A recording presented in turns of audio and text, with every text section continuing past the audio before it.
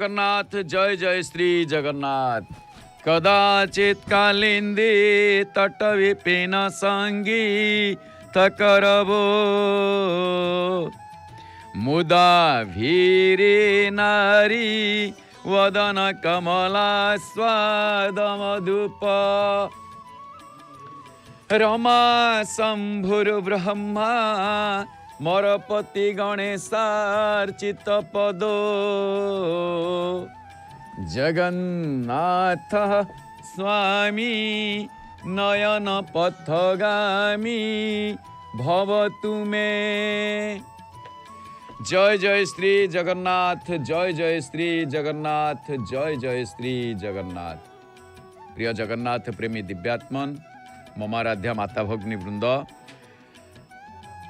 आपण मानकु समस्त को जय जगन्नाथ टीवी परिवार तरफरु शुभ संध्या। आपण माने दर्शन करुछंती महाप्रभु श्री जगन्नाथ भगवान को, पतित पावन महाप्रभु को एवं सिंह द्वार पूर्व द्वार एवं ये जो सिंह द्वार पूर्व द्वार जो द्वार रे महाप्रभु सदाबेल पाई से द्वार बाट दे आसंती प्रत्येक जानी यात्रा। तेणु ये सिंह द्वार को जदि कहा जाए जगन्नाथं महादेवं सिंह द्वारे समाश्रितं नमामि पुरुषोत्तमं भक्त त्राणाय कारणम। तेणु से जगन्नाथ को नमस्कार करुची जे महादेव रूप रे सिंह द्वार रे विराजमान एवं भक्त मान को तारण पाई पुरुषोत्तम रूप रे प्रकट। तेणु आमे महाप्रभु को दर्शन करुचे। आओ सिंह द्वार को माँ तोरण लक्ष्मी की मध्य आमे दर्शन करुचे।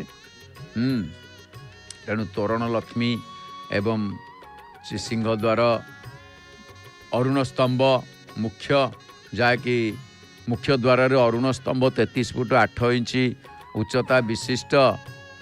तेणु एठी आमे देखुचे जहाँकि महाप्रभुंकर प्रिय संख्या 4 द्वार श्रीमंदिर 4 द्वार ना 4 कहीं एते तुम प्रिय पारुनी ताहा मु बुझी सत्यरु आरंभी कली जुग जाए 4 रही मजी नरसिंह 4 अक्षर रे नाम सत्य जुगे अवतरी हिरण्याक्ष वध कल हे मणिमा नख मुने वक्ष चिरी त्रेतयारे रवि वंशे जनमिल नाम पुणी दासरथी लंघी पारावार बधि 10 शिर रखी अछ तुम कीर्ति। महाप्रभु कीर्ति जपुछंती 10 शिर को ये 4 द्वार रु मुख्य द्वार आपण देखुछंती। वाल्मीकि मुनि रचिले पुणी पुत रामायण ग्रंथ एत 4 अक्षर भाविला बेलकु लागुछि बड़ विचित्र।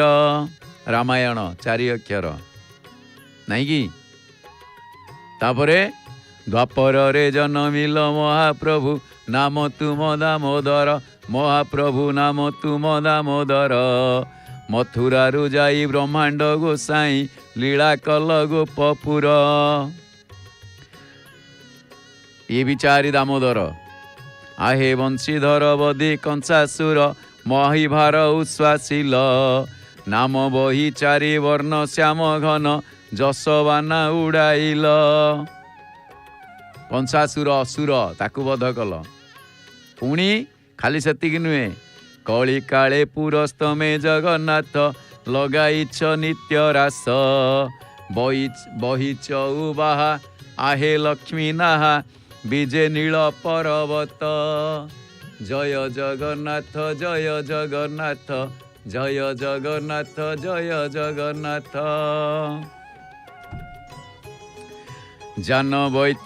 जान श्रीमंदिर 4 बड़ दाण्ड 4 जात पुणी घोष जात जान वैनतेय अतीव अजेय पद्मालया नाम ख्यात जान वैनतेय अतीव अजेय पद्मालया पत्नी ବିଖ୍ୟାତ। ଚତୁର୍ବର୍ଣ୍ଣ ପୁଣି ତୁମରି ସର୍ଜନା, ବେଦଚାରୀ ଯୁଗଚାରୀ, ଭକତଙ୍କୁ ଦର୍ଶନ ଦେବା ପାଇଁ ଦେଉଳରେ ଦ୍ୱାର ଚାରି। ପୂର୍ଣ୍ଣ ନାବ ଜାଲେ ମଖିକା ଲାଖିଲେ, ନପାରେ ଯେନେ ଉଗୁରି, ପାଉନି ଉତ୍ତର आहे ଚକ୍ରଧର, କିମ୍ପା ତୁମେ ପ୍ରିୟ ଚାରି। ସତରେ ମହାପ୍ରଭୁ ଏ ଚାରି ପାଇଁ କି କାହିଁକି ଏତେ ପ୍ରିୟ ସେ କଥା ସିଏ ଜାଣିଥିବେ। ଆମେ ଆଉ ସେ ଭିତରେ ଏତେ ସେ ଗହିରେ ଆମର ବିଲ ନାହିଁ, ଆମେ କାହିଁକି ତା ଭିତରେ ହଳ ଭର୍ତ୍ତି କରିବା। କେବଳ ଏତିକି କହିବା ମହାପ୍ରଭୁଙ୍କୁ ଚାହିଁକି, ଜଗନ୍ନାଥ ଜଗନ୍ନାଥ ଜଗନ୍ନାଥ ଶରଣମ୍, ଜଗନ୍ନାଥ ଜଗନ୍ନାଥ ଜଗନ୍ନାଥ ପାଇମାମ୍, ଜଗନ୍ନାଥ ଜଗନ୍ନାଥ ଜଗନ୍ନାଥ ତ୍ରାଇମାମ୍, ଜଗନ୍ନାଥ ଜଗନ୍ନାଥ ଜଗନ୍ନାଥ ରକ୍ଷମାମ୍। ଆଉ ୟା ବ୍ୟତୀତ ଆଉ କ'ଣ ଅଛି କି? ଆମେ ଆଉ କିଛି କହିପାରିବାନି। ସତରେ କେବଳ ଖାଲି ଜଗନ୍ନାଥ ଜଗନ୍ନାଥ ଜଗନ୍ନାଥ ଶରଣମ୍, ବାସ୍ ତାଙ୍କରି ଶରଣରେ ଆସିଗଲେ ଆଉ ସବୁ କାମ ଫତେ। ସେଇଥିପାଇଁ ସିଂହଦ୍ୱାରରେ ଯିଏ ରହିଛନ୍ତି ହନୁମାନ, ତାଙ୍କ ନାଁ ଫତେ ମହାବୀର। ବଡ଼ ଦେଉଳ ଦେଖୁଛେ, ସେଇ ଗୁମୁଟ ଭିତରେ ଉପରେ ଯେଉଁ ଦେଖୁଛେ ଅଁଳା ବେଢ଼ା, ତା ତଳେ ରହିଛନ୍ତି ଧ୍ୱଜ ମହାବୀର। ଉପରେ ଆମେ ଦେଖୁଛେ ଅଁଳା ବେଢ଼ା ଧଳା କଲର୍ର ପୁରା ରଙ୍ଗୀନ ହେଇଯାଇଛି। ମକର ସଂକ୍ରାନ୍ତି ପୂର୍ବ ଦିନ ଢାବା ରଙ୍ଗ ବି ପୁରା ଚିକଚିକି ଦେଖାଯାଉଛି, ପତାକା ଉଡ଼ୁଛି, ତା ମଧ୍ୟ ଆପଣ କେଡ଼େ ସୁନ୍ଦର ଭାବରେ ଦେଖୁଛନ୍ତି। ତେବେ ଆମେ ଆସନ୍ତୁ ଏମିତି ମହାପ୍ରଭୁଙ୍କର ବଡ଼ ଦେଉଳ ନୀଳଚକ୍ର ପତିତ ପାବନ ବାନାକୁ ଦର୍ଶନ କରୁଥିବା ଏବଂ ଦର୍ଶନ କରିବା ସହିତ ଆମେ ଜାଣିନେବା କ'ଣ ରହିଛି ଆସନ୍ତାକାଲିର ସଂକ୍ଷିପ୍ତ ପଞ୍ଜିକା। ନା କ'ଣ କହୁଛନ୍ତି? ଆସନ୍ତାକାଲି କେତେ ତାରିଖ? କେତେ ତାରିଖ ଆସନ୍ତାକାଲି? ଆଜ୍ଞା କେହି କିଛି କହିବନି, ମୁଁ କାହିଁ ରଡ଼ି ପକେଇ ମୁଁ ଜାଣିପାରୁନି। ହଁ ଆଚ୍ଛା ଆଚ୍ଛା ଆଜ୍ଞା ଆଜ୍ଞା ଜୟ ଜଗନ୍ନାଥ। 4 ତାରିଖ, ହଁ ହଁ ଠିକ୍ ଠିକ୍ ଠିକ୍, ତାରିଖ ମନେ ଅଛି। ଆସନ୍ତାକାଲି 4 ତାରିଖ। ବାର କ'ଣ? ବାର ମନେ ଅଛି? ହଁ, ବାରଟା କେମିତି ମନେ ନ ରହିବ? ସକାଳୁ ସକାଳୁ ସେସବୁ ବାର ନା ବ୍ଲାକ୍ ପଲିଥିନ୍ ଧରିବା ବାରଟି, ସକାଳୁ ଆଣିକି ଦେଇ ସାର୍ ଅଫିସ୍ ଯିବେ ଖାଇ ପିଇକିରି। ହଉ, ତେବେ ଯାହା ବି ହଉ ବୁଧବାର ନାଇଁ,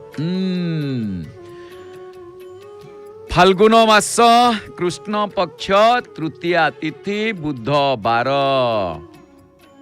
सूर्य उदय 6:24:49 आसंता काली।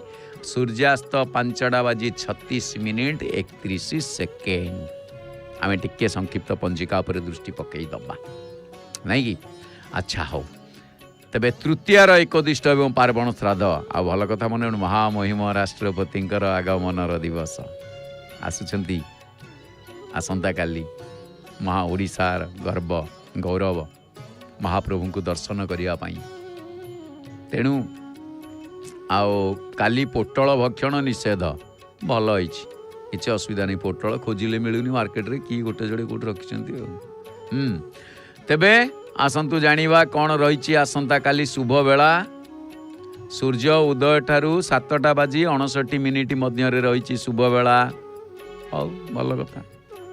तापरे 12:46 ठारू 2:22 मध्य रहिछि शुभ बेला। तापरे संध्या 6:28 ठारू राति 8:52 मध्य रहिछि शुभ बेला। तापरे पुणी आपण देखिबे राति 1:39 ठारू राति पाई आसुथियो 5:39 पर्यंत रहिछि शुभ बेला। काली महेंद्र बेला भी रहिछि। आ बढ़िया कथा। केतेबेले देखिवा दिन 4:45 ठारू सूर्यास्त 5:37 पर्यंत भल कथा।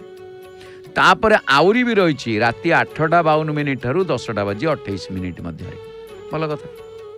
भल शुभ बेला सहित महेंद्र बेला भी रही। तेबे आसंतु आमे एथर कौन करवा 12टी जाक राशिकर संक्षिप्त राशिफल टी आलोचना करवा नहीं कि? राशिचक्रर प्रथम राशि मेष राशि। कौन सी कार्य को दृढ़तार सहित करने को इच्छा करेंगे, मन बलांती बेसी। आ मेढ़ा मुंड भारी टाणुआ मुंड ना, मेढ़ा मुंड भारी टाण, ता मुंड भारी मजबूतिया राशि, माने मुंड मजबूतिया राशि से काली गोटे दृढ़तार सहित किसी करने इच्छा करेंगे। वृष राशि कार्य हानिर जोग अच्छी, ठीक अच्छी, किसी असुविधा नहीं। कौन सी निर्णय काली नियंतु नहीं, कौन सी निर्णय जदि अच्छी टिके टाली दियंतु काली गोटे दिन, तापर देखिए आसीज। किंतु माने एकदम जोटा कि कहा जाए ସବୁଠାରୁ ଚରମ ସୀମାରେ ପହଞ୍ଚୁଥିବା ନିର୍ଣ୍ଣୟଟାକୁ ଟିକେ ଯଦି ଟାଳି ହେବ ଟାଳି ଦିଅନ୍ତୁ କାର୍ଯ୍ୟହାନି, କାରଣ କାର୍ଯ୍ୟହାନିର ଯୋଗ ଅଛି। ମିଥୁନ ରାଶି ରୋଧ ପ୍ରତିରୋଧର ସାମ୍ନା କରିବାକୁ ପଡ଼ିପାରେ। ଆଉ କର୍କଟ ରାଶି ବ୍ୟକ୍ତିବିଶେଷ ମାନେ ଉଚ୍ଚ ଆଶା ପୋଷଣ କରିବେ। ଆଉ ସିଂହ ରାଶି ଉତ୍ସାହିତ ରହିବେ। ସିଂହ ରାଶି, ସିଂହ ଦ୍ୱାରରେ ଦୁଇଟି ସିଂହ ସଦାବେଳେ ଉତ୍ସାହିତ। ଯିଏ ତ ଗଲେ ତାଙ୍କ କାନ ପାଖରେ କିଏ କହିଦେଲେ, କିଏ ଟିକେ ଆଉଁସି ଦେଲେ, କିଏ ମୁଣ୍ଡିଆ ମାରି ପକାଇଲେ। ସିଂହ ରାଶି ଦୁଇଟା ସିଂହ ଦୁଇପଟେ ନା, ଉତ୍ସାହିତ ଦେଖାଦେବେ। କନ୍ୟା ରାଶି ବ୍ୟକ୍ତି ବିଶେଷ ମାନଙ୍କର ଶ୍ରୀଚନ୍ଦ୍ର। ଆଉ ତୁଳା ରାଶି କାଲି ଟିକେ କାର୍ଯ୍ୟ ବିଳମ୍ବର ସମ୍ଭାବନା ଅଛି, ଲାଗିବ କାର୍ଯ୍ୟ କାଲି ଟିକେ ବିଳମ୍ବ ଦେଖାଦେଇପାରେ। ଆଚ୍ଛା, ବିଛା ରାଶି କୌଣସି କାର୍ଯ୍ୟକୁ ପ୍ରାଧାନ୍ୟ ଦେବେ। ଆଉ ଧନୁ ରାଶି କର୍ମଚଞ୍ଚଳତା ଦେଖାଦେବେ। ମକର ରାଶି ନୀରବ ଦ୍ରଷ୍ଟା ସାଜିବେ। ଆଉ କୁମ୍ଭ ରାଶି ସୁଖ ଚାହୁଁଥିବା ସୁଖ ମିଳି ନପାରେ, ଟିକେ କାଲି ସୁଖ ହାନିର ଯୋଗ ଅଛି। ମୀନ ରାଶି ବ୍ୟକ୍ତି ବିଶେଷ ମାନଙ୍କୁ ବନ୍ଧୁ ସୁଖ ପ୍ରାପ୍ତି ହେବ। ବହୁତ ବଢ଼ିଆ, କାରଣ ସବୁଠୁ ବଢ଼ିଆ ଯେ ବନ୍ଧୁ ସୁଖ ଯଦି ପ୍ରାପ୍ତି ହେଉଛି, ଜଗବନ୍ଧୁ ଭଳିଆ ବନ୍ଧୁ ଏ ଦୁନିଆରେ କେହି ନାହିଁ। ତେଣୁ ସଦାବେଳେ ସେଇ ଜଗବନ୍ଧୁଙ୍କୁ ଆପଣ ଆଶ୍ରା କରନ୍ତୁ, କାରଣ ଭଲ କଥା ମନେ ଅଛି ଯେ ମହାପ୍ରଭୁ ହେଉଛନ୍ତି କ'ଣ ସାରା ଜଗତର ବନ୍ଧୁ। ତେଣୁ ତାଙ୍କୁ କ'ଣ କୁହାଯାଏ? ଜଗବନ୍ଧୁ ହେ ବନ୍ଧୁ, ବନ୍ଧୁ ତୁମେ ମୋହର। ଜଗବନ୍ଧୁ ହେ ବନ୍ଧୁ, ତୁମ ପରି ବନ୍ଧୁ ଆଉ କିଏ ହେବ? ସତରେ ତାଙ୍କ ଭଳିଆ ବନ୍ଧୁ ଆଉ କିଏ ବା ହେବ? ତାଙ୍କ ଭଳିଆ ବନ୍ଧୁ କିଏ ନୁହଁ, ଆଉ କେହି ହେଇପାରିବେନି। କେମିତି? ପୂର୍ଣ୍ଣ କରିଦେଲ ସୁଦାମା ଘର। ଜଗବନ୍ଧୁ ହେ ବନ୍ଧୁ।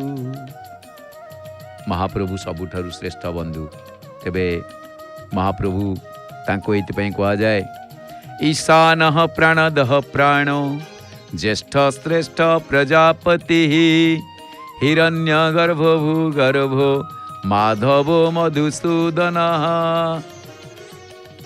କାରଣ ଈଶାନ କହିଲେ ସବୁର ନିୟାମକ ମହାପ୍ରଭୁ। ଯେତେବେଳେ ଈଶ୍ୱର ତାଙ୍କର ସୃଷ୍ଟି କରିଥିବା ନିୟମମାନଙ୍କର ନିଜେ ପ୍ରଶାସକ ହେଇଯାଆନ୍ତି, ସେତେବେଳେ ଏହି ଶବ୍ଦଟି ଈଶାନ ଶବ୍ଦଟି ତାଙ୍କ ପାଇଁ ବ୍ୟବହୃତ କରାଯାଏ ବା ବ୍ୟବହାର କରାଯାଏ, ବ୍ୟବହୃତ ହେଇଥାଏ। ତେଣୁ ଈଶ୍ୱର ତାଙ୍କ ଇଚ୍ଛାମାନଙ୍କୁ ପ୍ରକାଶ କରିବାକୁ ଈଶାନ କାର୍ଯ୍ୟ କରିଥାନ୍ତି। ତେଣୁ ସର୍ବଶ୍ରେଷ୍ଠ ଈଶ୍ୱର ହିଁ ପରମେଶ୍ୱର ଅଟନ୍ତି। ଆଉ ଗୋଟିଏ ସୁନ୍ଦର ନାଁଟିଏ କ'ଣ ନା, ତାଙ୍କ ନାଁ ହେଉଛି କ'ଣ ନା, ଯିଏକି ମଧୁସୂଦନ। ମଧୁସୂଦନ କହିଲେ ଯେଉଁ ମଧୁସୂଦନଟି କୋଠ ସମ୍ପତ୍ତି କାହାର? ଈଶାନରୁ ଆରମ୍ଭ କଲେ ଏ ଶ୍ଲୋକଟିକୁ ମଧୁସୂଦନରେ ସାରିଲେ।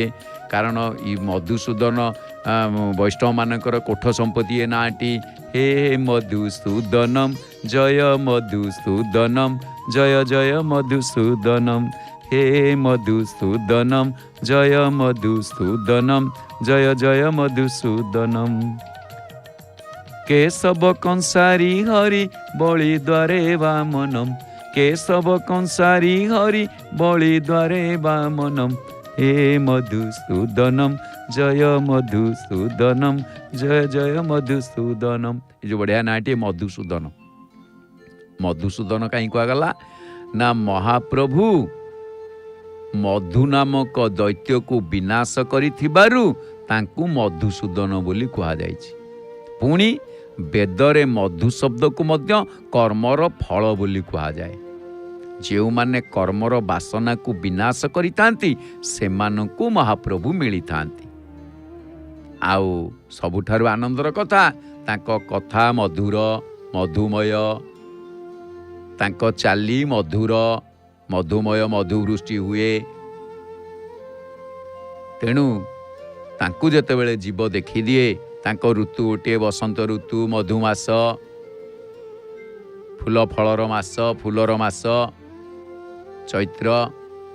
तेणु तांकु सेतिपाई कुआ जाए विश्व देख मधुमय रे जीवन। विश्व देख मधुमय मधुर झरण करिब हरण तोताप त्रितापमय। तेणु महाप्रभु को कहा जाए मधुसूदन। तेबे जो मानकर आसंता काली जन्मदिन अनेक अनेक शुभेच्छा अनेक अनेक अभिनंदन एवं जो मानकर जो विवाह वार्षिकी महाप्रभु सेमानकर दाम्पत्य जीवन सुखमय करंतु एवं जो मानकर पुण्यतिथि महाप्रभु सेमानकर अमर आत्मा को सद्गति प्रदान करंतु। यह ही जय जगन्नाथ टीवी परिवार तरफरु महाप्रभु श्री जगन्नाथ मुखारबिंद को चाही तांकरी चरण कमल रे श्रेष्ठ भक्ति निवेदन।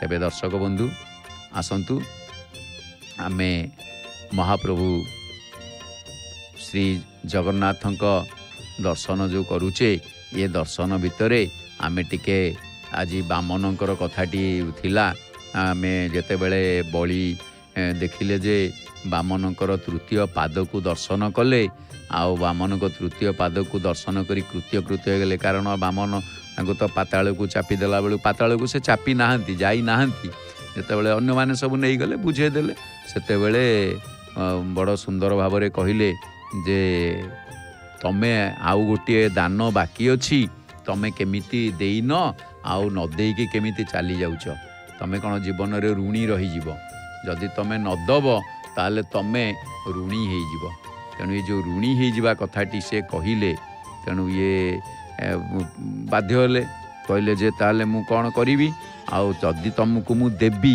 ताले गोटे काम कर तमे तो दी पाद भूमि जहाँ मागिल नेल आउ जदि दी पाद भूमि मागिकी नेल ताले मते गोटे कथा कुह तमे आउ गोटे पाद कहीं तमर तमे तो आउ गोटे पाद मते देखई पारुन कारण जदि आउ गोटे पाद मते देखई पारंत ताले मु देवा कथा चिंता करंती आश्चर्य हो गले।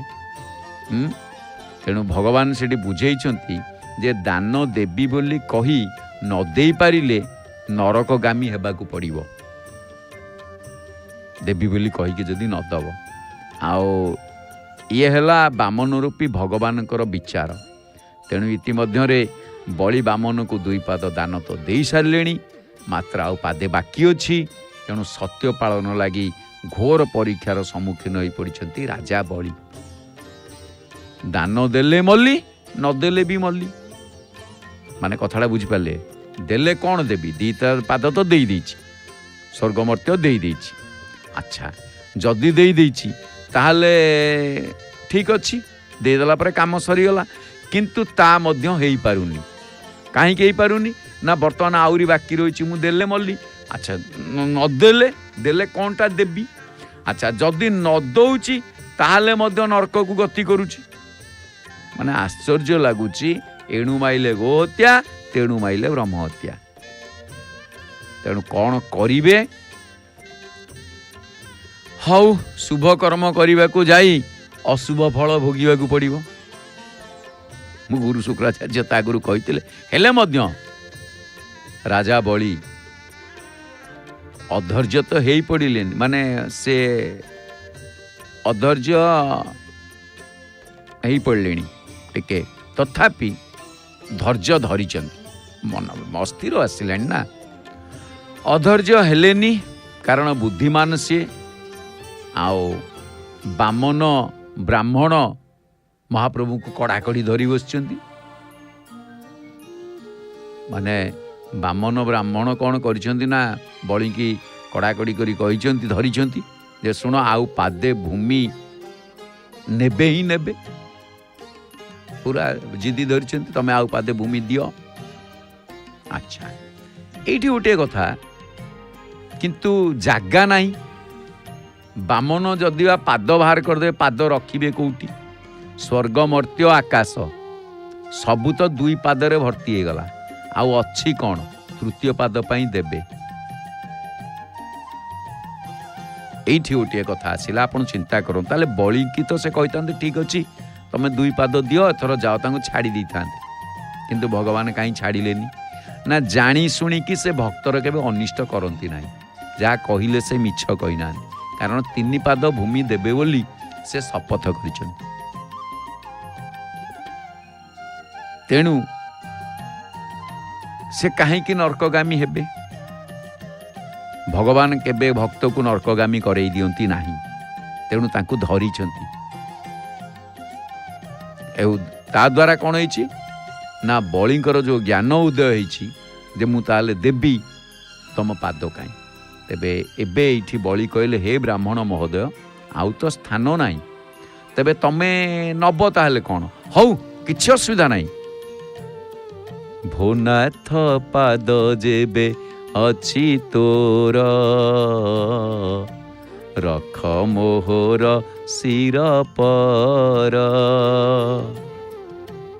ତୃତୀୟ ପାଦ ମୋ ମୁଣ୍ଡ ଉପରେ ରଖିବା ହୁଅନ୍ତୁ ପ୍ରଭୁ। ମୋ ମୁଣ୍ଡ ଉପରେ କହି ମୁଣ୍ଡଟିକୁ ପାତିଦେଲେ। ଅନ୍ତତଃ ମୁଁ ମିଥ୍ୟାବାଦୀ ନୁହଁ, ସତ୍ୟ ଉପରେ ଅଟଳ ରହିଛି। କେହି ନ ଜାଣିଲେ ମଧ୍ୟ ଆପଣ ଜାଣନ୍ତୁ। ମୋତେ ଅନ୍ୟ କୌଣସି କଥାରେ ଡର ନାହିଁ, ରାଜ୍ୟ ପରିବାରର ଚିନ୍ତା ନାହିଁ, ନରକ ଦଣ୍ଡ ପ୍ରତି ମଧ୍ୟ ମୋର ଭୟ ନାହିଁ। ସବୁଠାରୁ ବଡ଼ ଭୟ ହେଉଛି ଅପକୀର୍ତ୍ତି କି ଆଉ ଅପଯଶକୁ। କାରଣ ଅପଯଶକୁ ମୁଁ ମୃତ୍ୟୁ ସହିତ ସମାନ ମନେ କରି ଆସିଛି। ଯେତିକି ଦିନ ଜୀବ ଯଶର ସହିତ ବଞ୍ଚିବାକୁ ପଡ଼ିବ। ଅପଯଶ ମୁଣ୍ଡେଇକି ବଞ୍ଚିବା ପ୍ରତ୍ୟେକ ଦିନ ମୃତ୍ୟୁ ସହି ଭଳି ଲାଗିବ, ପ୍ରତ୍ୟେକ ଦିନ ମଲା ଭଳି ଲାଗିବ। ତେଣୁ ମୁଁ ତାକୁ ମୃତ୍ୟୁ ସହିତ ସମାନ ମନେ କରି ଆସିଛି। ତେଣୁ ଆଉ ଗୋଟେ କଥା, କୌଣସି ଅଯୋଗ୍ୟ ବ୍ୟକ୍ତିଠାରୁ ମୁଁ ଦଣ୍ଡ ପାଉଥାନ୍ତି ତାହେଲେ କି ଭୟ ରହନ୍ତା। ଯଦି ମୁଁ ଗୋଟେ ଅଯୋଗ୍ୟ ବ୍ୟକ୍ତିଠାରୁ ଦଣ୍ଡ ପାଉଛି ତାହେଲେ ଗୋଟେ ଭୟ, କ'ଣ ଅଯୋଗ୍ୟ ଲୋକଟାଠୁ ମୁଁ ଦଣ୍ଡ ପାଇଲି। ଯେମିତି କହନ୍ତିନି, ରାବଣ ଯେମିତି କହିଥିଲା ମଲେ ମରିବି ରାମ ବାଣେ, ମାରି ମରିବି ଭଲ ଜଣେ। ଯଦି ମରିବି ରାମ ବାଣରେ ମରିବି, ଯୁଦ୍ଧ କରିବାକୁ ଯିବି, ସିଏ ଯଦି ଭଗବାନ ହେଇଥିବେ ମୋତେ ମାରିଦେବେ, ଆଉ ନାହିଁ ତ ଗୋଟେ ଭଲ ଲୋକଟାକୁ ମାରିବି। ଆଉ କ'ଣ, ଦିପଟୁ ମୋର ଲାଭ। ମଲେ ବି ଲାଭ, ମୁକ୍ତି ପାଇଯିବି, ଆଉ ଯଦି ମାରିବି ତାହେଲେ ମୁଁ ବିଜୟୀ ହେବି। ଠିକ୍ ବଳି ଏଠି ସେଇ ବିଚାର କରୁଛନ୍ତି। ମୁଁ ତ କେଉଁ ଅଯୋଗ୍ୟ ହାତରେ ମାନେ ମୋର ପରାସ୍ତ ହେଉନି ନା, ତେଣୁ ମୁଁ କାହିଁ ଭୟ କରିବି। ମୁଁ ତ ଯେଉଁ ଦଣ୍ଡ ପାଉଛି ସବୁ ଦେଇଛି, ମୁଁ ତ ଅଯୋଗ୍ୟକୁ ଦେଇନି ନା, ମୁଁ ତ ଜାଣି ସାରିଲିଣି ଏ ସ୍ୱୟଂ ଭଗବାନ। ଆଉ ମୁଁ ତ ଭଗବାନଙ୍କଠୁ ଭଳି ସବୁଠୁ ଉପଯୁକ୍ତ ବ୍ୟକ୍ତିଙ୍କ ଠାରୁ ଦଣ୍ଡ ପାଇବି, ତାହେଲେ ଭୟ କରିବି କାହିଁକି? ମୋର ଭୟ କରିବାର କିଛି ନାହିଁ। ଆଉ ଇଏ ତ ଦଣ୍ଡ ନୁହଁ, କାରଣ ସେତେବେଳେ ଗୁରୁ ବୁଝେଇଥିଲେ ଶୁକ୍ରାଚାର୍ଯ୍ୟ, ଇଏ ପାଦ ନୁହଁ ବିପଦ, ପ୍ରମାଦ। କିନ୍ତୁ ଏଠି ବଳି ବିଚାର କରୁଛନ୍ତି ଏ ପାଦ ନୁହଁ ମୋ ପାଇଁ ସମ୍ପଦ, ଏ ଦଣ୍ଡ ନୁହଁ ମୋ ପାଇଁ ପୁରସ୍କାର। ତେଣୁ ଭଗବାନଙ୍କ ଠାରୁ ସମସ୍ତଙ୍କ ଜାଣତରେ ଏ ପର୍ଯ୍ୟନ୍ତ ଦଣ୍ଡ କିଏ ପାଇଛି? ଭଗବାନଙ୍କ ଛାଟରେ ମାନେ ଶବ୍ଦ ନାହିଁ, ତାଙ୍କ ଲାଠିରେ ଶବ୍ଦ ନଥାଏ।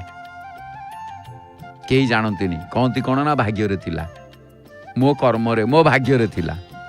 କିନ୍ତୁ ତା ଯେ ଭଗବାନଙ୍କର ଆଗରୁ ନିର୍ଦ୍ଧାରିତ ଅଛି ଏକଥା ଭୁଲି ଯାଆନ୍ତି। ନିଜ କର୍ମ ଫଳ ନିଜେ ଭୋଗେ ନର, ଏଡ଼ି ନ ପାରନ୍ତି ବ୍ରହ୍ମା ହରିହର। ତେଣୁ ଯେତେବେଳେ ମଣିଷ ହିତାହିତ ଜ୍ଞାନ ଭୁଲିଯାଏ, ଧରାକୁ ସରା ମନେ କରେ, ସେତେବେଳେ ସେ ଜାଣିନି ଯେ ଇଚ୍ଛନ୍ତି ଦାମ୍ବିକେ ହସ୍ତେ ରଖିବାକୁ ସମସ୍ତଙ୍କ ଭାଗ୍ୟ ଡୋରି, ନିଜ ଭାଗ୍ୟ ଡୋରି କାଳ ହସ୍ତେ ବନ୍ଧା ହେଳେ ଦିଅନ୍ତି ପାସ୍ତୋରି। ସେ ସମୟରେ ସେ ହେଳା କରିକି ପାଶୁରି ଦିଅନ୍ତି, ମୁହୂର୍ତ୍ତକ ଭିତରେ ପାଶୁରି ଦିଅନ୍ତି। କିନ୍ତୁ ଯେତେବେଳେ ଆସିଯାଏ ଛାଟ, ସେତେବେଳେ ଯମ ଯନ୍ତ୍ରଣା, ସେତେବେଳେ କ'ଣ ନା ମୋ ଭାଗ୍ୟରେ ଏଇଆ ଥିଲା। କାହିଁକି ଭାଗ୍ୟରେ ଥିଲା? କିନ୍ତୁ ସେ ତାକୁ କେହି ଦେଖିପାରନ୍ତିନି, ତେଣୁ କହନ୍ତି ଭାଗ୍ୟରେ ଥିଲା। ଏଠି କିନ୍ତୁ ଦଣ୍ଡ ପାଇବା ଯଦି କେହି ନ ଦେଖିପାରନ୍ତି, ଆଜି ସମସ୍ତଙ୍କ ସାମ୍ନାରେ ମୁଁ ମହାପ୍ରଭୁଙ୍କଠୁ ଦଣ୍ଡ ପାଉଛି। ତେଣୁ ଏପର୍ଯ୍ୟନ୍ତ ଯିଏ କିଏ ପାଇନାହାନ୍ତି, ଆଉ ଯଦି ମୁଁ ପାଏ ତ ତାଠୁ ଭଳି ପ୍ରଶଂସନୀୟ କ'ଣ ହେଇପାରେ? ଆଉ ଆଗରୁ ଶୁକ୍ରାଚାର୍ଯ୍ୟ ବଳିଙ୍କୁ ମଧ୍ୟ କହିଥିଲେ, ଏ ସାଧାରଣ ବ୍ରହ୍ମଚାରୀ, ଇଏ ବାମନ ବ୍ରାହ୍ମଣ ନୁହନ୍ତି, ସ୍ୱୟଂ ଭଗବାନ ଏ ରୂପ ଧରି ଆସିଛନ୍ତି। ଛଳୟସି ବିକ୍ରମଣେ ବଲିମ ଅଦ୍ଭୁତ ବାମନମ୍, ଇଏ ଛଳନା କରିକି ଆସିଛନ୍ତି। ତେଣୁ ୟାଙ୍କୁ ଏହା ଦାନ ମାଗିବା ପଛରେ କପଟତା ରହିଛି। ଏ ଯେଉଁ ମାଗନ୍ତି, ଇଏ ଯେଉଁ ଦାନ ମାଗୁଛନ୍ତି, ୟା ଭିତରେ କପଟତା ରହିଛି, ସାବଧାନ। ବଳି ସେତିକି ବେଳୁ ଜାଣିସାରିଥିଲେ ଇଏ ସ୍ୱୟଂ ଈଶ୍ୱର। ବଳି ସେତିକଳୁ ଜାଣି ସାରିଥିଲେ। ହଁ, କାରଣ ଗୁରୁ ଯେତେବେଳେ କହିଲେଣି ଆଉ ଗୁରୁ କ'ଣ ମିଛରେ କହୁଛନ୍ତି? ଗୁରୁ କେବେ ମିଛ କାହିଁ କହିବେ? ତେଣୁକରି ତଥାପି ଦାନ ଦେବା ଲାଗି ପ୍ରତିଜ୍ଞା କରିଥିଲେ। ଆପଣ କହିବେ ଏଠି ଗୁରୁଙ୍କୁ ଅବଜ୍ଞା କରିବାର ଫଳ, ବରଂ ଅବଜ୍ଞା କରିକି ଏଠି ସେ ସମ୍ମାନ ପାଇଲେ ସେ ସମୟରେ। କାରଣ ଯଦି ତୁମେ ଜାଣୁଛ ଭଗବାନ ଆଜି ଭଗବାନ ଏଠିକି ଆସିଛନ୍ତି ଦାନ ନେବା ପାଇଁ, ଜଣେ ଭକ୍ତ ହାତରୁ ଭଗବାନ ଗ୍ରହଣ କରିବେ, ତାହେଲେ ଆଠୁ ଭଳି ବଡ଼ କଥା କ'ଣ ଅଛି? ଲୋକ ତ ଦବାକୁ ଚାହୁଁଥିବ, ଭଗବାନ ଆଡ଼େଇ ଦେବେ। ଦୁର୍ଯ୍ୟୋଧନ ତ ସବୁଯାକ ରାନ୍ଧି ବାଡ଼ି କେତେ କ'ଣ ଭଲ ଭଲ କରି ମାମୁଁ ହେ ଆଜି ରାନ୍ଧିବ ସର୍ବ, ଗଉଡ଼ ପିଲାଟି ଯାହା ଯେ କେବେ ଖାଇ ନଥିବ। କ'ଣ ଖାଇ ନଥିବ? ମହାପ୍ରଭୁ ଛୁଇଁଲେ? ପ୍ରଶ୍ନ ଉଠୁନି।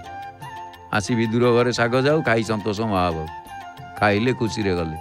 କାହିଁ ଏତେ ସବୁ ରନ୍ଧା ପକୱାନ ହେଇଛି? କାରଣ ସେଥିରେ ତାମସିକ ରହିଛି। ମହାପ୍ରଭୁ ଏଠି ଖାଇବାକୁ ଯାଇନାହାନ୍ତି, କିନ୍ତୁ ଏଠି ନେବା ପାଇଁ ଆସିଛନ୍ତି। ତେଣୁ ଏତେ ସବୁ ଜାଣିକି ସେ ପ୍ରତିଜ୍ଞା କରିଥିଲେ ଦେବା ପାଇଁ, ଦାନ ଦେବା ପାଇଁ। ଆଉ 2 ପାଦ ଭୂମି ନେବା ପରେ ତୃତୀୟ ପାଦ ବାହାର କରିବା ମାତ୍ରେ ସେ ଭଗବାନଙ୍କୁ, ବାମନଙ୍କୁ ସେ ଭଗବାନ ଭାବରେ ସମ୍ବୋଧନ କରିଥିଲେ। ସେଇଠି ସେ ପର୍ଯ୍ୟନ୍ତ ବାମନ ଗୋସାଇଁ, ବ୍ରାହ୍ମଣ ଗୋସାଇଁ ବଳି ଡାକୁଥିଲେ। ଯେତେବେଳେ ତୃତୀୟ ପାଦ ପାଇଗଲେ ସେତେବେଳେ ସେ ତାଙ୍କୁ ଭଗବାନ ରୂପରେ ସମ୍ବୋଧନ କରି ବଳି କହିଲେ, ହେ ପ୍ରଭୁ, ମୋତେ ଅବନତି ଆଡ଼କୁ ଠେଲି ନେବାରେ ଆପଣ ହିଁ ଦାୟୀ।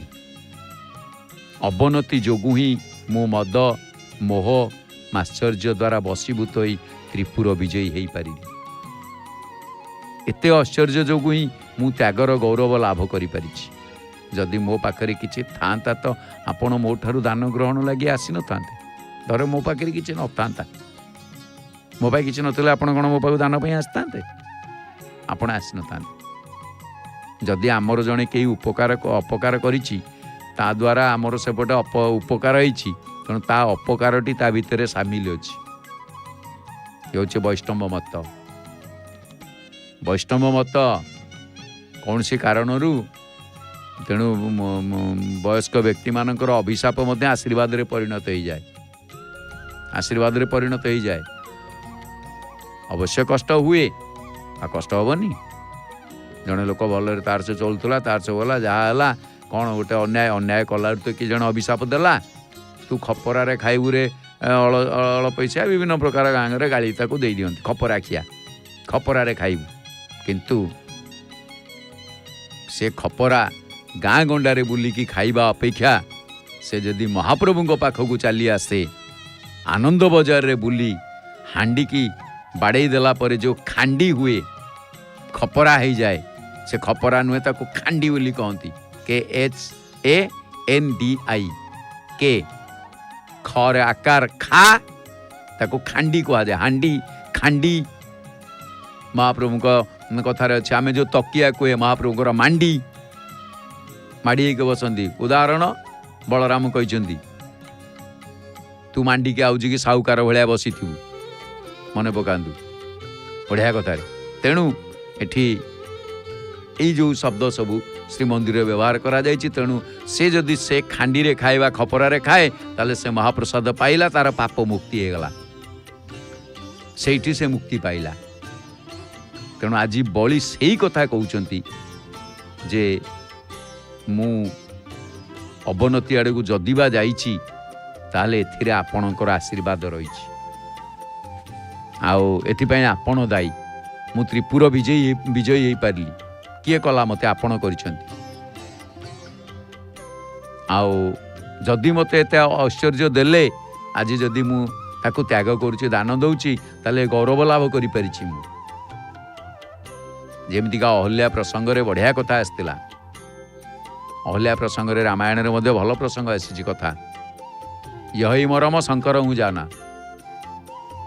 ଅହଲ୍ୟା ଯେତେବେଳେ ଉଦ୍ଧାର ପାଇଲେ, ସେ କହିଲେ, ମୁଁ କେମିତି, ମୋତେ ଆପଣ ଯେଉଁ ଉଦ୍ଧାର କଲେ, ଇହଇ ମରମ ଶଙ୍କର ଜାନା, ଶଙ୍କର ଜାଣନ୍ତି ଏ ମର୍ମ ମୁଁ ଉଦ୍ଧାର ପାଇବା ପଛରେ।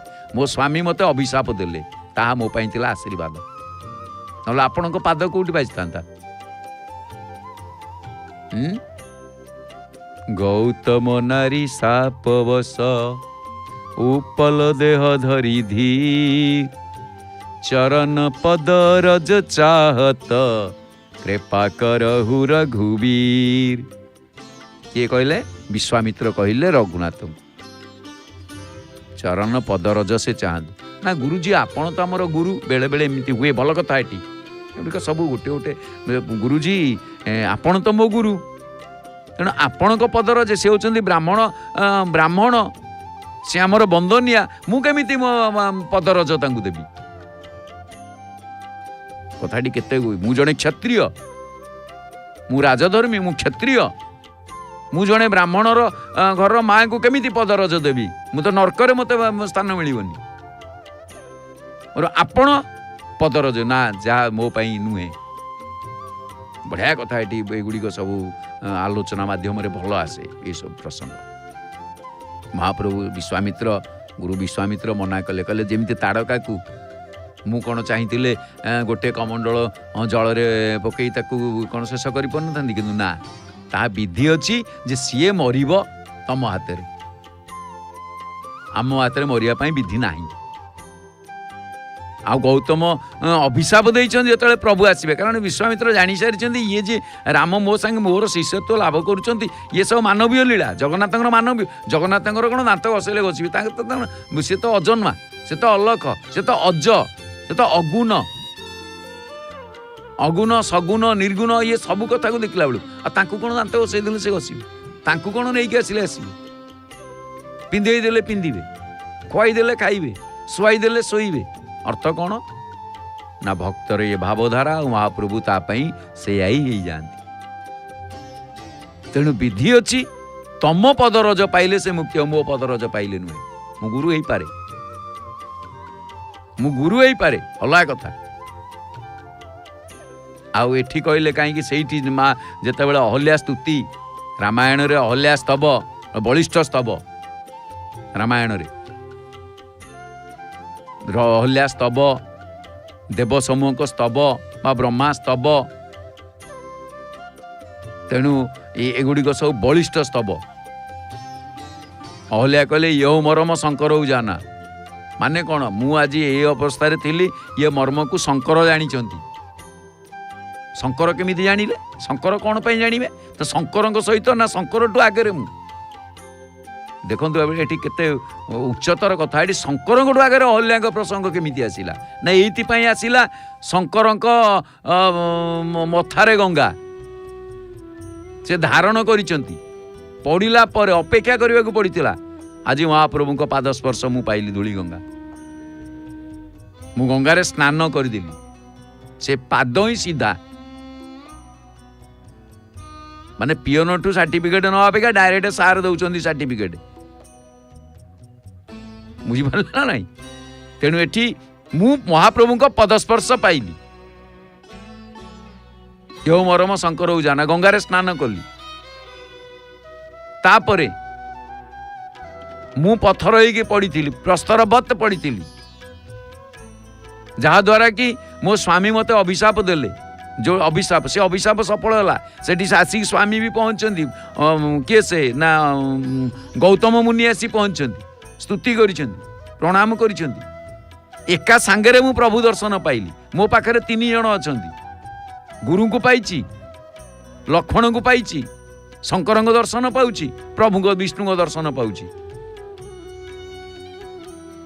मु 3 जण दर्शन एका सांगरे पाउची नयन भरी मु चाहूची जहाँ को एभली भाव में कहीं चाह पार नतले मु दुई आखि मिसेक मु चाह पारुची जो तेज को किए भल कि देखी पारती मुझे आज सामने देखुची तेना आठू भली बड़ मुक्ति आ कौन अच्छी जहाँ को शंकर भगवान जुग जुग धरी तपस्या कर दियंती मु बहुत शीघ्र मते महाप्रभु मुक्ति देइछंती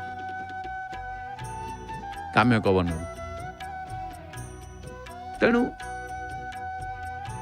आर दर्शन ना गोटे पत्थर को मूर्ति बनइबा जे महाप्रभु जमी गोटे बढ़िया कथा है जिते जड़े मूर्ति समस्ते चाहती निजे किसी ना किसी कीर्ति करने तेणु जड़े मूर्तिकार कौन कले सी चिंता कले जे मु जाऊची एमिति गोटे पत्थर रे किछि बनेइबी जोटा कि समस्त को पसंद हवा आ मु मध्य ना कमेबी या भाबिकी से कौन कले गले गोटे छोटिया पहाड़टे गोटे भल सुंदरिया पत्थरटे देखिले से पत्थरटा को से आनिले आनिकी निहण रे खुटखट कले से पत्थरटी भारी कांदिला मन दुख कला नाई मते भारी कष्ट होउची मते मते हाणनी मते मारनी मते भारी कष्ट होउची बेचारा ता कथा सुनी कि दया लागिला मूर्तिकार को दया लागिला मूर्तिकार ताको छाड़ देले से रहिला तारी पाखे आउ गोटे पत्थर पड़ीला सी भी सेमती चिकणे आईची ताकू धरले ताकू धरिकी जितेबाला कुटुकुटु करिकी ताकू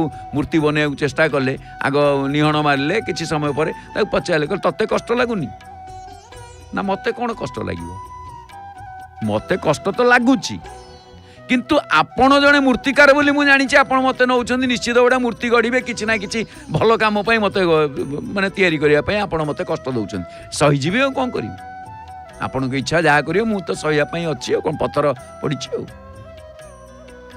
कहा जाए एडे सुंदर मूर्ति तैयारी कले से पत्थर को मूर्तिकार से बाटे जड़े राजा जाऊे मन लाखीगला मन लोभाईगला मन लोभईगला कहले एडे सुंदर मूर्ति मूर्तिकार तो ना बनीगला मूर्तिकार को पुरस्कार दिहला आईठू से कौन कले कहले या मुझे आ ससम्मान मो राज महल रे आमर मंदिर रे रहिबो ये मूर्ति पूजा पाइबे समस्ते आसीबे दर्शन करिवे एते सबु हबो हला। अच्छा ठीक सेती बेलू को नजर पड़ीगला से जो पत्थर टी निहण मारिकी छाड़ी जे कहला मत कहला रे रे ये पाखे ए पत्थर टी नियो मूर्तिकार कहले आज्ञा ए पत्थर काम कौन आप तो मूर्ति नेले बढ़िया सुंदर मूर्ति आपको नियो ए पत्थर ना ना मत से पत्थर टी भी दियो ना कहीं ना ये मूर्ति की लोक पूजा करेंगे जो माने नड़िया बाड़े को आसवे से यही पत्थर उपरे नड़िया बाड़े दर्शक बंधु विचार करंतु आपण माने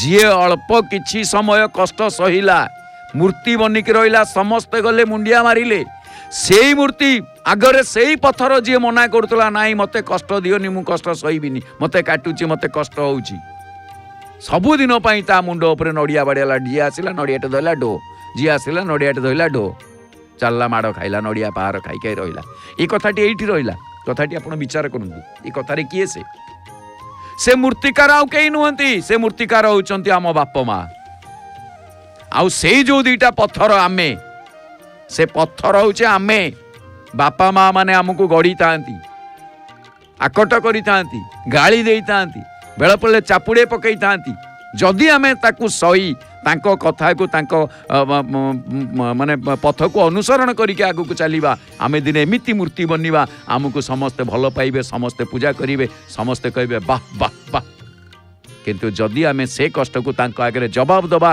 हे तमे कि जान तांको आड़े जीवा सम्मान दबानी ताले जुग सारा आमे एमिति नड़िया पिटा खाइला बलिया से पत्थर आमे खाउतिबा तेणु आज ये बड़ी एते भाग्यवान से कहते मु सिना 3 पाद देली मो मनरे जो थिला मद मोह ये सबू थिला एगुड़िक सबू जहाँ दूर हो गला आउ मो पाखरे मु ही त्रिपुर विजयी भाव में जो गर्वी होते पारे किंतु दान देवारे मोर तिले हेले गर्व ना मु दान देइछि गर्व करिकी देइनी हाँ जदि मोर आनंद को गर्व कह जाई पारे ताले से दोषरे मु निश्चित भाव में दोषी आ मोर सबुठारु सौभाग्य जे आपण बामन रूप में आसी मते वरुण पाशरे बांधी पकईछंती कारण आपण को बांधिबारे भी आनंद आपण निजे भी बंधा हुअंती एथिरे मोर लज्जा नाही कि मोर एथिरे संकोच मध्य नाही कि क्लेश मध्य नाही आ मो पिता मो प्रहलाद आपणकर श्रेष्ठ भक्त भाव में परिगणित आ प्रपितामह हिरण्याक्ष और हिरण्यकश्यप को प्रहलाद प्रति वितृष्णा थिले मध्य विष्णुद्रोही नथिले जहाँ बाहला ताहा थिला मोहवशत सुखदेव ये बढ़िया कथा कहते परीक्षित को हे कुरुश्रेष्ठ महाराजा बलि बामन रूपी भगवान को ये सब कथा कहला बेले हठात तांको सम्मुखरे गोटे ज्योतिर्मंडल देखागला बलि को आखि झलसी उठिला आश्चर्य हो गले बलि हठात से सेठार आविर्भाव हेले स्वयं भक्त प्रहलाद आसी पहुंची गले देखिले ये प्रहलाद आसिकी पहुंची गले बलि निज पितामह को देखिकी स्तब्ध हो पड़े आश्चर्य हो गले ଏଠି ପିତାମହ ଆସିକି ପହଞ୍ଚି ଗଲେଣି। ଚାହିଁଛନ୍ତି ସେମିତି ଅପଲକ ନୟନରେ। ଆଉ ତାପରେ ନିଜ ମନକୁ ଦୃଢ଼ କରି କହିଲେ, ହେ ମୋର ପୂଜ୍ୟ ପିତାମହ, ତ୍ରିଲୋକରେ ଯାହା କିଛି ଥିଲା ସବୁ ମୁଁ ବାମନକୁ ଅର୍ପଣ କରିସାରିଛି। ଆପଣଙ୍କୁ ସ୍ୱାଗତ ସମ୍ବର୍ଦ୍ଧନା ଜଣାଇବା ଲାଗି କେରାଏ ଦୁବ ସୁଦ୍ଧା ମୋ ପାଖରେ ନାହିଁ। ତେଣୁ କେବଳ ମୁଣ୍ଡକୁ ନୁଆଇଁ ମୁଁ ଆପଣଙ୍କୁ ପ୍ରଣାମ କରୁଛି। ପ୍ରହ୍ଲାଦ ନାତି ବଳିଙ୍କର ପ୍ରଣାମ ଗ୍ରହଣ କଲେ। ସେ ଦେଖିଲେ ଏଠାରେ ବ୍ରହ୍ମା, ବିଷ୍ଣୁ ଏବଂ ମହେଶ୍ୱର ବିଦ୍ୟମାନ। ବାଃ!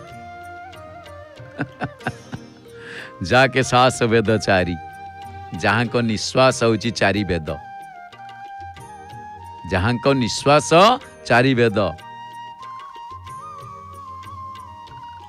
ତେଣୁ ଏଠି ବ୍ରହ୍ମା, ବିଷ୍ଣୁ, ମହେଶ୍ୱର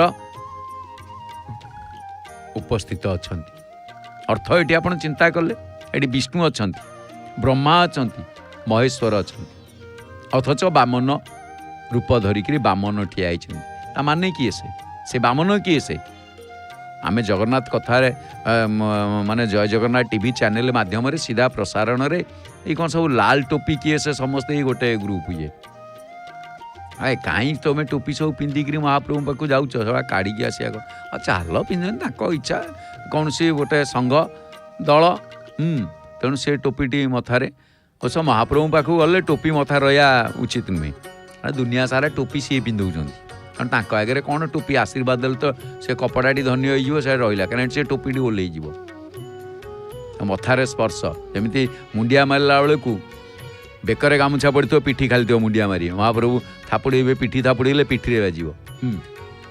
ତେଣୁ ଯେତେବେଳେ କହିଲେ ମୋ ପାଖରେ ଦେବାକୁ କିଛି ନାହିଁ ଆଉ ମୁଁ ତୁମକୁ ପ୍ରଣାମ ଜଣାଉଛି, ସେଠି ବ୍ରହ୍ମା, ବିଷ୍ଣୁ, ମହେଶ୍ୱର ବିଦ୍ୟମାନ ଅଛି। ତାର ଅର୍ଥ ଜଗନ୍ନାଥଙ୍କର ଅବତାର ହେଉଛନ୍ତି ବାମନ, ବିଷ୍ଣୁଙ୍କ ଅବତାର ବାମନ ନୁହନ୍ତି। ବିଷ୍ଣୁ ତ ସେଇଠି ଠିଆ ହେଇଛନ୍ତି। କଥାଟା ବୁଝିପାରିଲେ? ଯିଏ ବିଷ୍ଣୁ ଲୀଳା ଖେଳା କରିବା ପାଇଁ ବିଷ୍ଣୁ, ନାରାୟଣ, ଇଏ ସବୁ ମହାପ୍ରଭୁଙ୍କର ଗୋଟିଏ ଗୋଟିଏ ରୂପ। ଜଗନ୍ନାଥ ଜଗନ୍ନାଥ।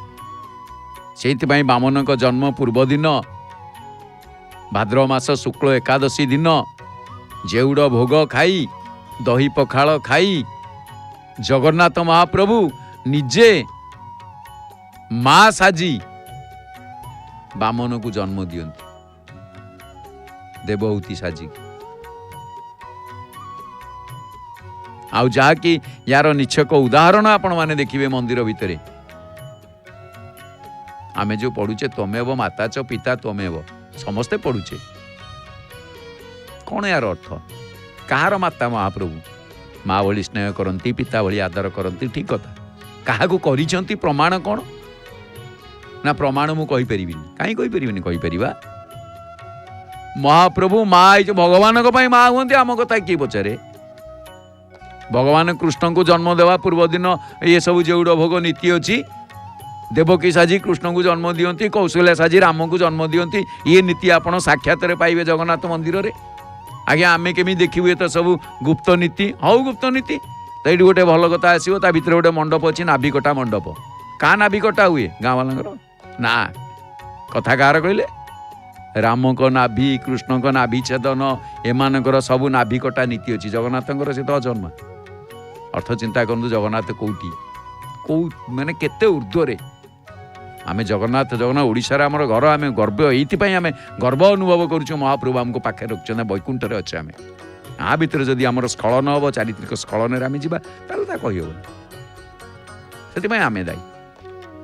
ତେଣୁ ପ୍ରହ୍ଲାଦ ନାତି ବଳିଙ୍କ ପ୍ରଣାମ ଗ୍ରହଣ କଲେ ବ୍ରହ୍ମା, ବିଷ୍ଣୁ, ମହେଶ୍ୱର। ଏବଂ ଖାଲି ସେମିତି ନୁହେଁ, ବହୁ ଋଷି ମହର୍ଷି ମଧ୍ୟ ଉପସ୍ଥିତ ଥିଲେ। ସମସ୍ତଙ୍କ ପାଖକୁ ଯାଇକି ପ୍ରଣାମ ଜଣାଇଲେ। ଆଉ ବାମନଙ୍କ ପାଖରେ ପହଞ୍ଚିବା ମାତ୍ରେ ତାଙ୍କର ଚକ୍ଷୁ ଛଳଛଳ ହେଇଗଲା। ସେ ବାମନଙ୍କ ଚରଣାବନ୍ଦନ କରିସାରିବା ପରେ କହିଲେ, ଆପଣ ଉଚିତ କାର୍ଯ୍ୟ କରିଛନ୍ତି। ଆପଣ ବଳିକୁ ଉଚ୍ଚ ପଦ ଦେଇଥିଲେ ଆଉ ନେଇଗଲେ। ଏହି ପଦ ବଡ଼ ବିପଜ୍ଜନକ। କ୍ଷମତା ସହିତ ଐଶ୍ୱର୍ଯ୍ୟ ଆହୁରି ଭୟଙ୍କର। ଆଉ ମା ଲକ୍ଷ୍ମୀ ସର୍ବଦା ଚଞ୍ଚଳା। ସିଏ ଯାହା ପାଖରେ ବେଶୀ ଦିନ ରହିଯାଆନ୍ତି से आत्मस्वरूप अर्थात निजक निजे भूली जाए आओ ज्ञानी विज्ञानी तांको द्वारा मोहित हो पड़ी था। तेणु बलि ठारू लक्ष्मी को छड़ई नहीं आपण बलिर बहुत उपकार करिसंती। तेणु आपण देइथिले सुंदर थिला आपण नेइचंती ता मध्य सुंदर। तेणु हे महाभाग आपणक दबा सुंदर आपणक नबा ही सुंदर। ब्रह्माजी मध्य बलि को रक्षा करने लगी विष्णु को बहुत प्रार्थना कले।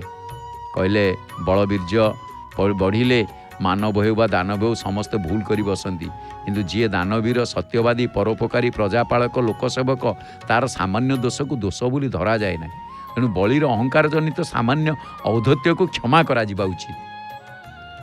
तेणु तार जो अहंकार जनित औद्धत्य थिला ताकू क्षमा करने पाई मध्य ब्रह्मा आपत्ति जणाइले। तेणु बामन रूपी भगवान कहले मो प्रति जार अटल भक्ति थाए तार अहंकार बोली किछि न थाए। जार महाप्रभु प्रति अटल भक्ति से कहीं अहंकार मद मोहरे गांटी हम। तेणु तार ज्वलंत दृष्टांत जहाँकि एठारे उपस्थित थिबा प्रहलाद एवं ध्रुव मध्य सही परी। किंतु बलि भली प्रतापशाली केही हेई नथिले ता जोगु दैत्य मानकर जस बढ़ी जाइछि। आउ ये जसर विनाश आवश्यक कारण एमाने अजया माया को मध्य जय करि नैछन्ति। बलि सपक्ष एतिकी मात्र जुक्ति रही ता हेउछि से सत्यनिष्ठ। तेणु बलिर आश्रय स्थल मो व्यतीत केही हेई न पारे। तेबे आगामी पर्याय जानिबा बलि की कोठी आश्रय देले महाप्रभु। एबे आसंतु जानिबा